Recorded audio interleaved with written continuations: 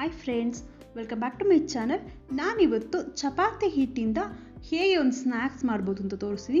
ತುಂಬ ಸುಲಭವಾಗಿ ಈಸಿಯಾಗಿ ಒಂದು ಸ್ನ್ಯಾಕ್ಸ್ ಹೇಗೆ ಮಾಡೋದು ಅಂತ ತೋರಿಸ್ತೀನಿ. ಕ್ರಿಸ್ಪಿ ಆಗಿರೋಂಥ ಸ್ನ್ಯಾಕ್ಸ್ನ ಮನೇಲಿ ತುಂಬ ಸುಲಭವಾಗಿ ಮಾಡ್ಬೋದು. ಹೇಗೆ ಮಾಡೋದು ಅಂತ ನೋಡೋಣ. ನಾನೀಗ ಒಂದು ಪ್ಲೇಟ್ ತೊಗೊಂಡಿದ್ದೀನಿ. ಉಳಿದಿರೋಂಥ ಚಪಾತಿನ ಕಟ್ ಮಾಡ್ಕೊಳ್ತಾ ಇದ್ದೀನಿ. ನೋಡಿ, ಉದ್ದಕ್ಕೆ ಕಟ್ ಮಾಡ್ಕೊಳ್ತಿದ್ದೀನಿ. ಈ ಥರ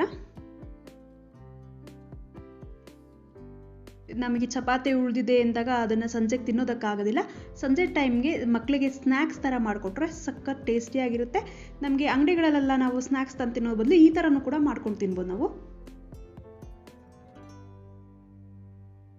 ನೋಡಿ, ಕಟ್ ಮಾಡ್ಕೊಂಡಿದ್ದೀನಿ ಉದ್ದಕ್ಕೆ.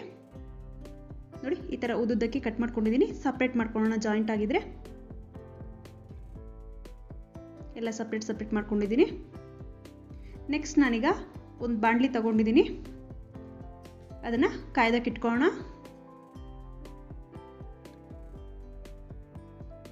ಆಯಿಲ್ ಹಾಕ್ಕೊಳ್ತಿದ್ದೀನಿ. ಆಯಿಲ್ ಚೆನ್ನಾಗಿ ಕಾಯಬೇಕು.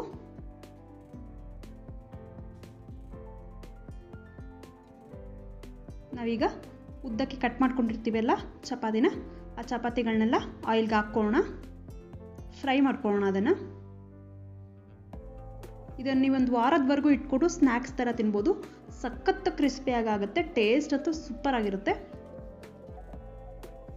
ನೋಡಿ, ಇದಾಗಿದೆ. ಈಗ ತಿರುಗಿಸ್ಕೊಳ್ಳೋಣ ಒಂದ್ಸಲ.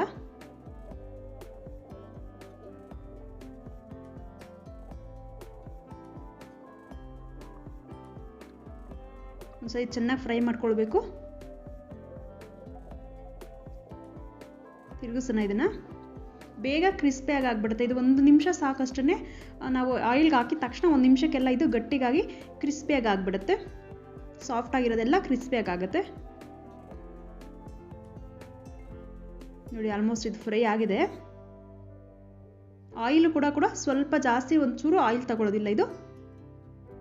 ನೋಡಿ, ಆಗಿದೆ ಇದು. ಈಗ ಸೈಡಿಗೆ ತೆಗೆದು ಪ್ಲೇಟಿಗೆ ಇಟ್ಕೊಳ್ತಾ ಇದ್ದೀನಿ. ನಾನು ಇಲ್ಲಿ ಒಂದು ಚಿಕ್ಕ ಚಪಾತಿಯಲ್ಲಿ ಮಾಡ್ಕೊತಿದ್ದೀನಿ. ಇದು ನೀವು ಉಳಿದಿರೋಂಥ ಒಂದು 2-3 ಚಪಾತಿ ಕಟ್ ಮಾಡ್ಕೊಂಡು ಮಾಡಿದ್ರೆ ಮನೆ ಮಂದಿಗೆಲ್ಲ ಆಗುತ್ತೆ. ಅಷ್ಟು ಸ್ನ್ಯಾಕ್ಸ್ ಆಗುತ್ತೆ.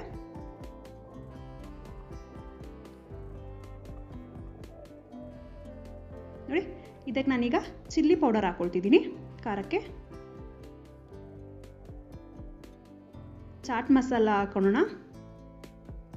ಇದ್ರೆ ಹಾಕ್ಕೊಳ್ರಿ, ಇಲ್ಲಾಂದರೆ ಸ್ಕಿಪ್ ಮಾಡ್ಬೋದು. ನೆಕ್ಸ್ಟ್ ನಾನು ಇದಕ್ಕೆ ಸಾಲ್ಟ್ ಹಾಕ್ಕೊಳ್ತಿದ್ದೀನಿ. ಸ್ವಲ್ಪ ರುಚಿಗೆ ತಕ್ಕಷ್ಟು ಸಾಲ್ಟ್ ಹಾಕ್ಕೊಂಡು ಮಿಕ್ಸ್ ಮಾಡ್ಕೊಳ್ಳೋಣ ಇದನ್ನು. ನೆಕ್ಸ್ಟ್ ಇದಕ್ಕೆ ಮ್ಯಾಜಿಕ್ ಮಸಾಲ ಇರುತ್ತಲ್ಲ, ಮ್ಯಾಜಿಕ್ ಮಸಾಲ ಹಾಕ್ಕೊಳ್ಳೋಣ. ಸ್ವಲ್ಪ ಹಾಕ್ಕೊಳ್ಳೋಣ ಮ್ಯಾಜಿಕ್ ಮಸಾಲಾನ. ಜಾಸ್ತಿ ಏನು ಬೇಡ, ಸ್ವಲ್ಪ ಫ್ಲೇವರ್ಗಷ್ಟೇ ಹಾಕ್ಕೊಳ್ತಿದ್ದೀನಿ. ಚೆನ್ನಾಗಿ ಉಪ್ಪು ಖಾರ ಎಲ್ಲ ಮಿಕ್ಸ್ ಮಾಡಬೇಕು. ನೋಡಿ, ಸ್ನ್ಯಾಕ್ಸ್ ರೆಡಿ ಆಗಿದೆ. ಈಸಿಯಾಗಿ ಮಾಡ್ಕೋಬೋದು. ಚಪಾತಿನ ವೇಸ್ಟ್ ಮಾಡೋ ಬದಲು ಈ ಥರ ಸ್ನ್ಯಾಕ್ಸ್ ಮಾಡಿಕೊಟ್ರೆ ಮಕ್ಕಳು ಖುಷಿಯಾಗಿ ತಿಂತಾರೆ. ನಮಗೆ ಅಂಗಡಿಗಳಲ್ಲೆಲ್ಲ ಸಿಗುತ್ತಲ್ಲ ಚಿಪ್ಸು, ಅದೇ ಥರ ಟೇಸ್ಟ್ ಇರುತ್ತೆ. ಸೂಪರ್ ಆಗಿರುತ್ತೆ. ಇವತ್ತಿನ ನನ್ನ ಈ ರೆಸಿಪಿ ನಿಮ್ಗೆ ಇಷ್ಟ ಆಗಿದ್ರೆ ಪ್ಲೀಸ್ ವೇದಾ ಚೇತನ್ ರೆಸಿಪಿಗೆ ಸಬ್ಸ್ಕ್ರೈಬ್ ಆಗಿ ಸಪೋರ್ಟ್ ಮಾಡಿ. ಹಾಗೆ ನನ್ನ ವಿಡಿಯೋಗೆ ಲೈಕ್ ಮಾಡಿ, ಶೇರ್ ಮಾಡಿ, ಕಮೆಂಟ್ಸ್ ಮಾಡಿ. ನೀವಿನ್ನು ಚಾನಲ್ಗೆ ಸಬ್ಸ್ಕ್ರೈಬ್ ಆಗಿಲ್ಲ ಅಂದರೆ ಪ್ಲೀಸ್ ಸಬ್ಸ್ಕ್ರೈಬ್ ಆಗಿ. ಬಾಯ್ ಬಾಯ್.